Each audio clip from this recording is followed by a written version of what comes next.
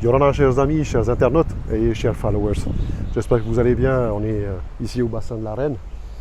Et c'est un lieu un petit peu ressourçant aussi, en plein centre-ville pour ceux que ça intéresse. Et c'est un accès public, hein. On passe par l'Assemblée et puis donc on vient un petit peu s'imprégner des lieux et puis un petit peu de cette ambiance zen avec ce petit étang. Voilà, je ne vous en dis pas plus pour ceux que ça intéresse. J'avais en fait en venant ici une petite pensée, en fait une petite réflexion à vous partager au titre de mes vidéos. Et il fallait absolument que je vous livre un petit peu ces analyses. Il y a beaucoup de gens il y a beaucoup de clients et beaucoup de personnes que je rencontre qui me posent et qui viennent un petit peu les bras un petit peu désarmés en me disant ça fait des années que j'étudie, que je me bouquine et que je chemine en matière de développement personnel. Et je pensais vraiment, comme tout le monde, qu'il n'y avait pas besoin d'en faire plus et que bouquiner, lire des livres, regarder quelques vidéos par-ci par-là en fonction des besoins pouvait suffire. En gros, agir et se développer personnellement en tant qu'autodidacte et qui me pose la question, est-ce que ça suffit?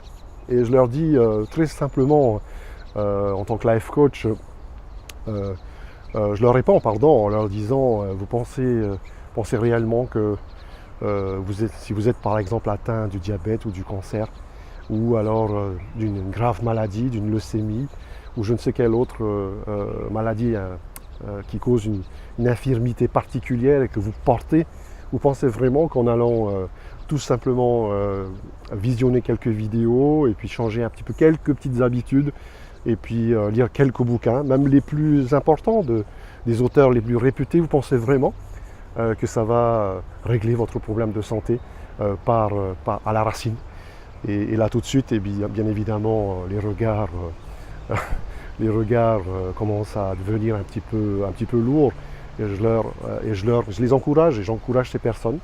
Je vous encourage vous aussi, si c'est votre cas, eh bien, à ne pas être avare sur vous-même quand il s'agit de votre développement personnel.